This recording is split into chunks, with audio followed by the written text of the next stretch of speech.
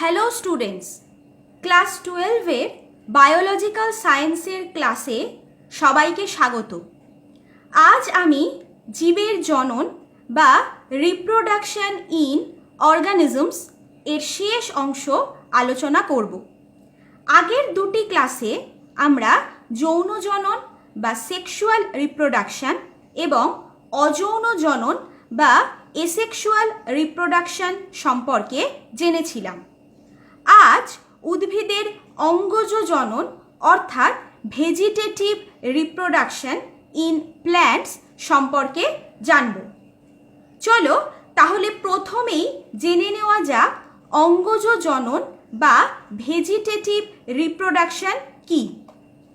Type of reproduction occurring in plants in which new plants grow from vegetative parts of parent plant, অর্থাৎ যে জনন প্রক্রিয়ায় উদ্ভিদ দেহের কোনো অঙ্গজ অংশের থেকে মাইটোসিস কোষ বিভাজনের দ্বারা নতুন একটি উদ্ভিদ সৃষ্টি হয় তাকে অঙ্গজ জনন বলে।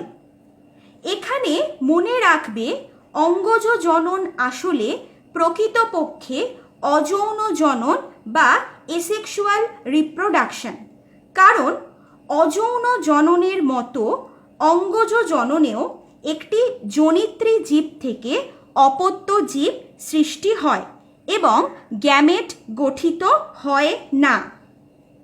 এরপর আমরা দেখে নেব ক্যারেক্টারিস্টিক্স অফ ভেজিটেটিভ রিপ্রোডাকশন অর্থাৎ অঙ্গজ জননের বৈশিষ্ট্য। ফার্স্ট পয়েন্ট, ইউনিপ্যারেন্টাল রিপ্রোডাকশন অর্থাৎ একটি জনিত্রী জীব থেকে অপত্য সৃষ্টি হয়। Second point, type of cell division is mitosis অর্থাৎ মাইটোসিস কোষ বিভাজনের মাধ্যমে দেহাংশ থেকে নতুন জীব সৃষ্টি হয়।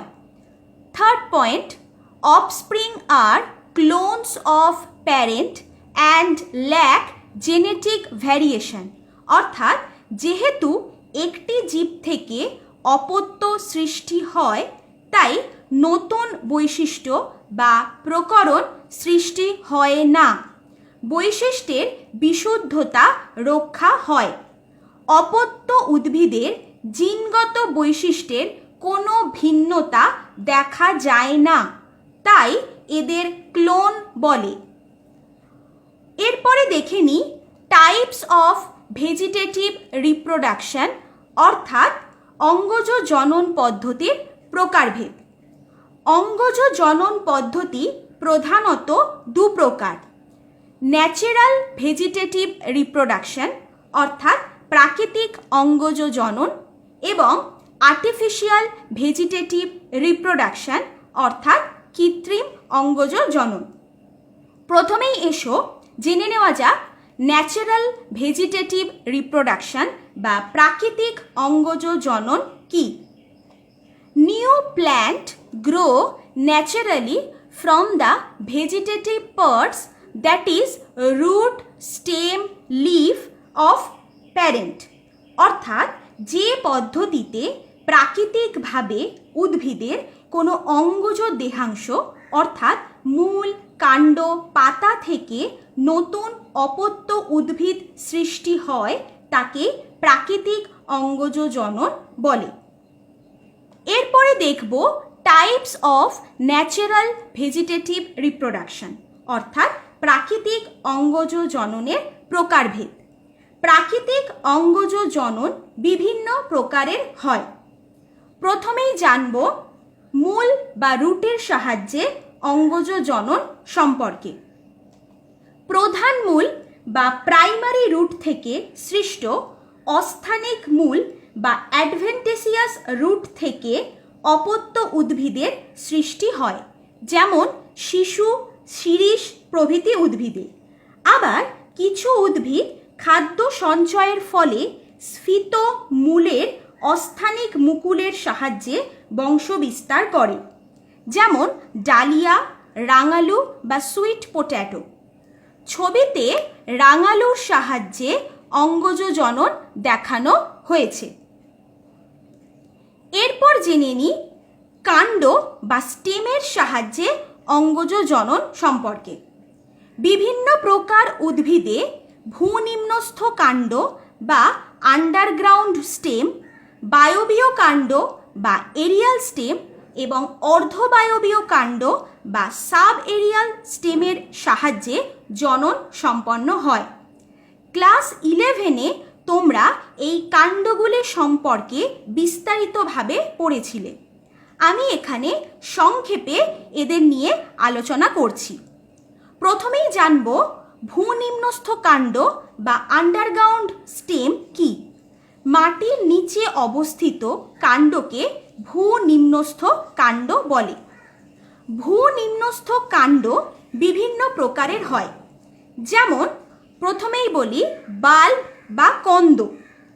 পেঁয়াজ, রসুন প্রভৃতির কন্দ বা বাল্ব মাটির নিচে অবস্থানকালে মুকুলের সাহায্যে অঙ্গজ জনন করতে পারে।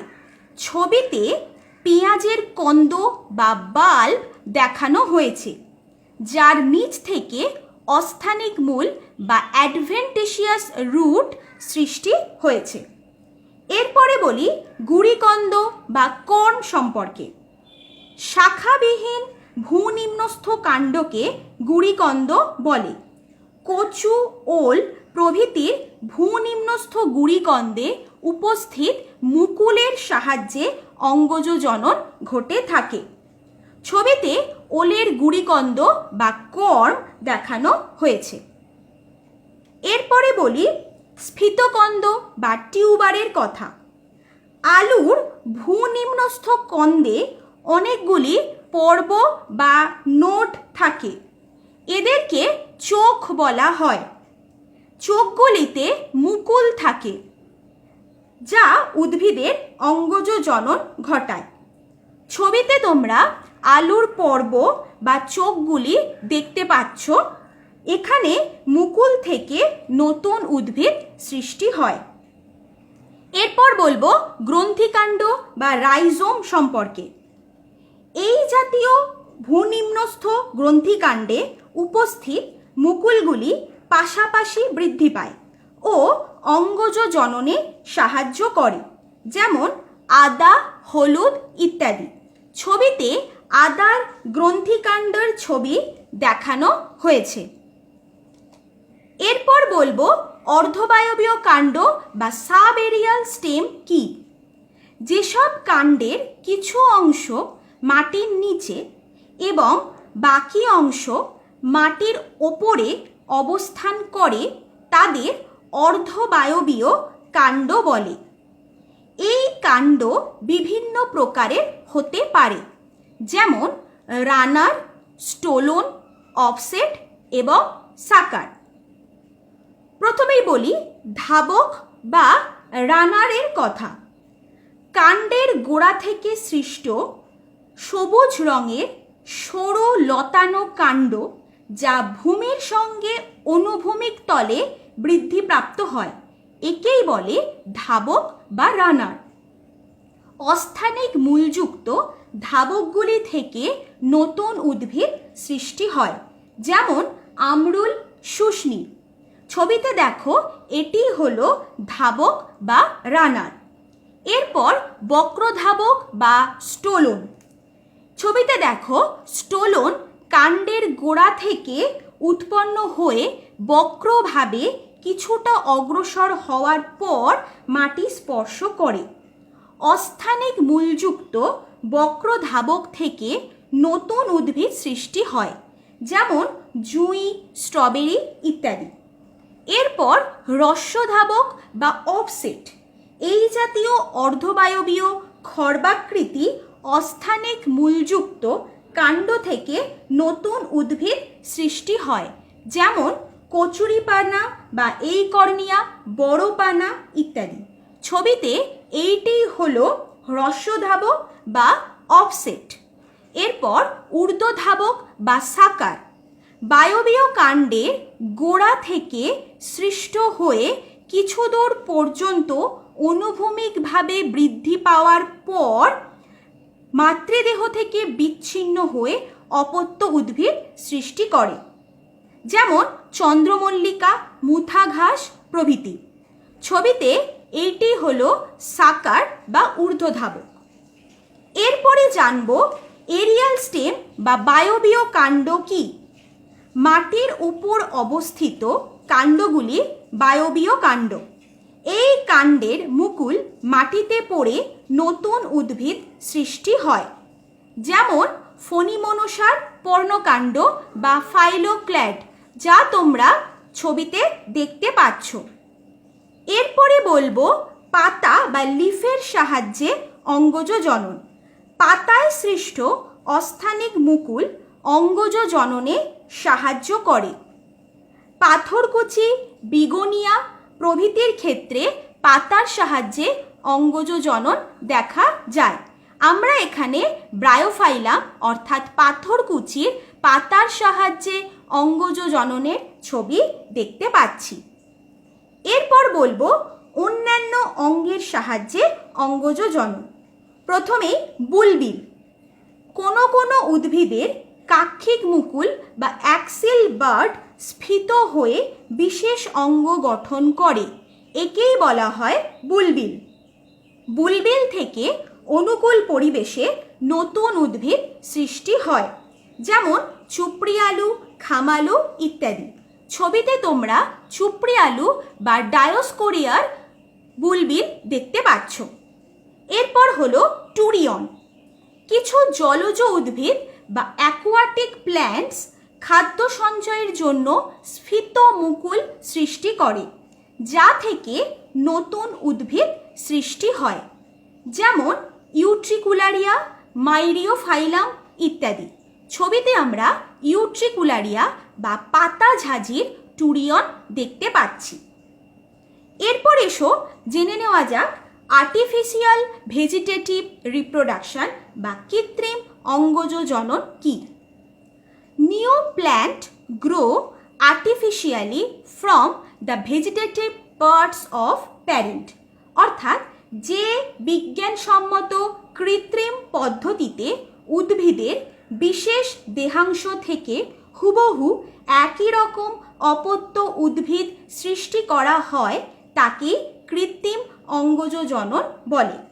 কৃত্রিম অঙ্গজ জননের প্রকারভেদ অর্থাৎ types of artificial vegetative reproduction সম্পর্কে এবার জানব।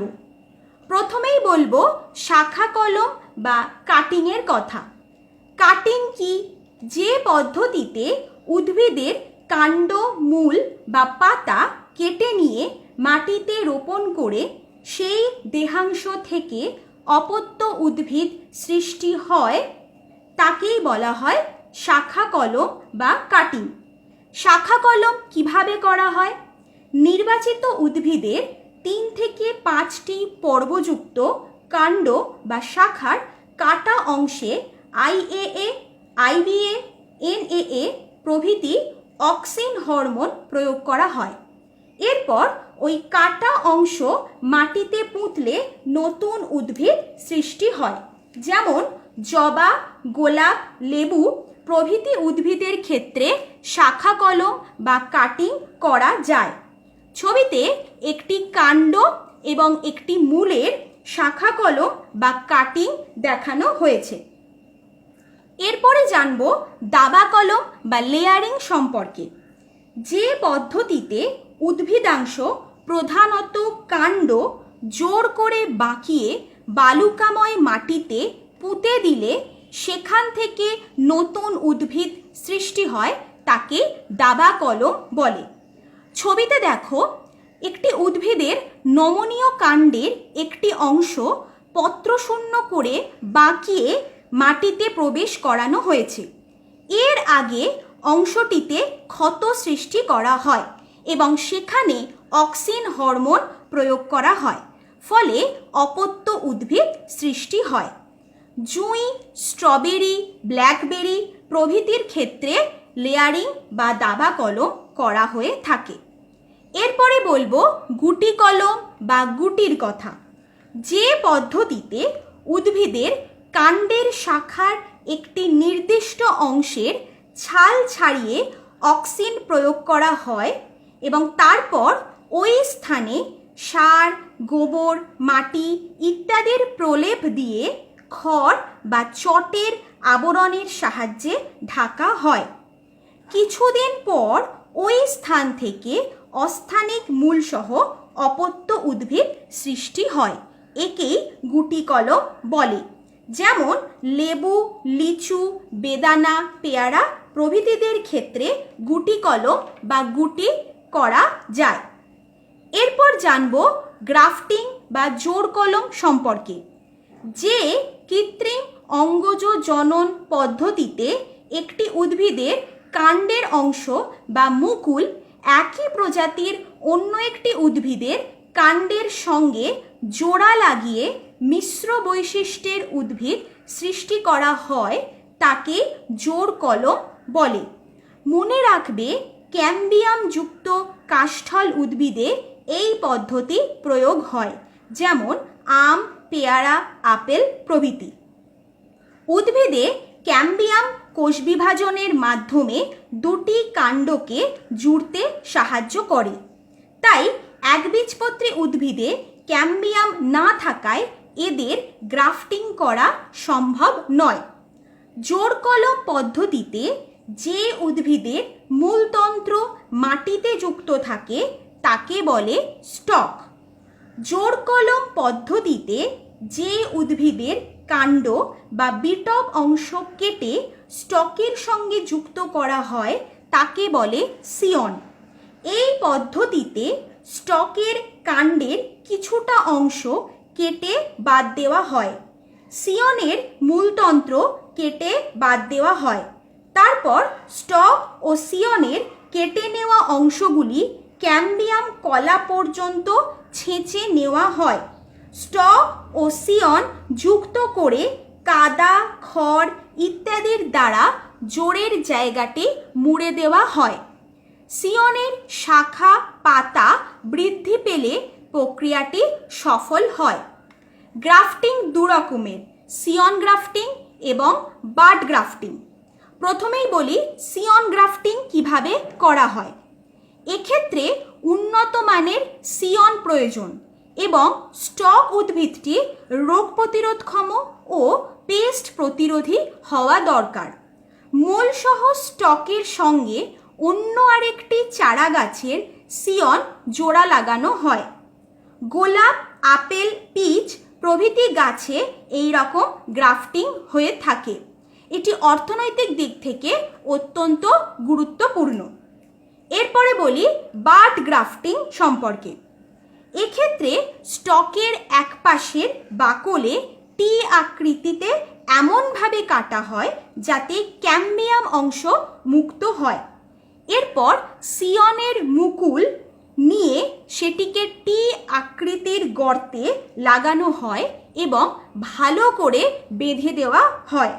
কিছুদিন পর সিয়ন স্টকের সঙ্গে জুড়ে যায় এবং সিয়নের ওপরে শাখা প্রশাখার বৃদ্ধি ঘটে। এরপর আমরা জানব মাইক্রো প্রোপাগেশন বা অণুবিস্তারণ কি।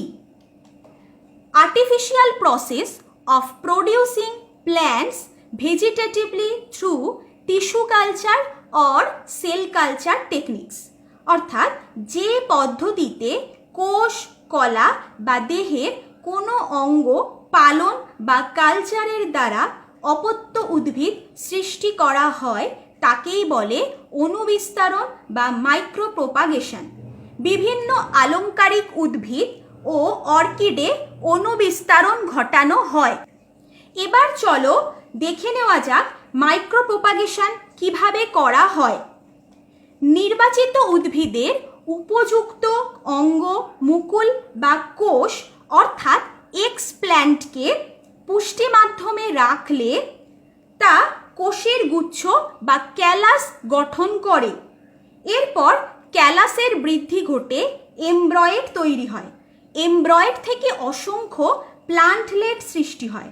প্লান্টলেটগুলিকে পৃথক টবে স্থানান্তরণের মাধ্যমে অসংখ্য চারাগাছ সৃষ্টি করা যায়। এখন আমরা অণুবিস্তরণের সুবিধা অর্থাৎ অ্যাডভান্টেজেস অফ মাইক্রো প্রোপাগেশন সম্পর্কে জানব। First point, production of large number of disease free plants, অর্থাৎ এই পদ্ধতিতে রোগমুক্ত ও উন্নত বৈশিষ্ট্যযুক্ত উদ্ভিদের দ্রুত সংখ্যা বৃদ্ধি করা যায়। সেকেন্ড পয়েন্ট, ইকোনমিক্যালি অ্যাডভান্টেজিয়াস, অর্থাৎ কৃষিবিদ্যা ও উদ্যানবিদ্যায় এই পদ্ধতি প্রয়োগে মূল্যবান কাষ্ঠল উদ্ভিদ, ভেষজ উদ্ভিদ ইত্যাদির উন্নত মানের ফলন ঘটানো সম্ভব। Third point, production of many plants that are clones of each other, এই পদ্ধতিতে সৃষ্ট উদ্ভিদগুলির মধ্যে জিনগত বৈশিষ্ট্যের কোনো তারতম্য থাকে না। Fourth point, a greater number of plants can be produced in a smaller area, অর্থাৎ স্বল্প পরিসরে অসংখ্য উদ্ভিদ সৃষ্টি করা সম্ভব। Fifth point, helps in conservation of endangered plant species, এই পদ্ধতির মাধ্যমে লুপ্তপ্রায় উদ্ভিদের সংরক্ষণ সম্ভব। এক্ষেত্রে উৎপন্ন জার্ম প্লাজমকে ক্রায়োজেনিক পদ্ধতিতে সংরক্ষণ করা হয়। এরপর এসো দেখে নিই অঙ্গজ জননের সুবিধা বা অ্যাডভান্টেজেস অফ ভেজিটেটিভ রিপ্রোডাকশন সম্পর্কে। First point, produces identical quality as the parent, অর্থাৎ একটি উদ্ভিদের থেকে সৃষ্ট অপত্য জনিত্রী যনুর বৈশিষ্ট্যগুলি বজায় রাখে, ফলে প্রজাতির বৈশিষ্ট্যের বিশুদ্ধতা রক্ষা পায়। Second point, quicker and more certain, প্রক্রিয়াটি দ্রুত সম্পন্ন হয়। Third point, plants that do not have seed or unable to reproduce sexually can be reproduced, যে সমস্ত উদ্ভিদের বীজ হয় না বা যৌন জনন ঘটে না তাদের জন্য অঙ্গজ জনন আবশ্যিক পদ্ধতি। জোর কলমের দ্বারা দুটি উদ্ভিদের সংমিশ্রণে উন্নততর উদ্ভিদ সৃষ্টি হয়। এরপর দেখে নেব ডিসঅ্যাডভান্টেজেস অফ ভেজিটেটিভ রিপ্রোডাকশন, অর্থাৎ অঙ্গজ জননের অসুবিধাগুলি কি কি। First point, lack of variation and adaptation, অর্থাৎ অঙ্গজ জননে প্রকরণ ঘটে না, ফলে পরিবর্তনশীল পরিবেশে জীবের অভিযোজন ক্ষমতা থাকে না। Second point, leads to overcrowding around the parent plant, অর্থাৎ অধিক সংখ্যক অপত্য সৃষ্টির ফলে উৎপন্ন জীবের জীবন সংগ্রাম কঠিন হয়। Third point, crisis of species existence occurs, বারবার এই পদ্ধতি অনুসরণের ফলে প্রজাতির জিনপুলে নতুন বৈশিষ্ট্যের সৃষ্টি হয় না। দুর্বল প্রকরণযুক্ত অপত্য সৃষ্টির ফলে প্রজাতির অস্তিত্বে সংকট দেখা দেয়। তাহলে তোমরা আজ অঙ্গজ জনন সম্পর্কে জানলে। আশা করি আজকের আলোচনার পর অঙ্গজ জনন সম্পর্কে একটি স্পষ্ট ধারণা তৈরি হলো। এখন আমরা অঙ্গজ ও অযৌন জননের পার্থক্যগুলি জেনে নেব। অঙ্গজ জননের কোনো একক নেই, শুধুমাত্র মাইটোসিস কোষ বিভাজন দ্বারা এই প্রক্রিয়া ঘটে। কিন্তু অযৌন জননে রেণুর দ্বারা ও কোষ বিভাজনের মাধ্যমে সংগঠিত হয়। কৃত্রিম পদ্ধতি দ্বারা অঙ্গজ জনন ঘটানো সম্ভব, কিন্তু কৃত্রিম উপায়ে অযৌন জনন ঘটানো সম্ভব নয়। অঙ্গজ জনন প্রধানত উদ্ভিদে দেখা যায়, কিন্তু অযৌন জনন নিম্ন শ্রেণীর উদ্ভিদ ও প্রাণীতে দেখা যায়। তাহলে আশা করি আজকের আলোচনা তোমরা বুঝতে পারলে। আজকের আলোচনা এই পর্যন্তই। Thank you.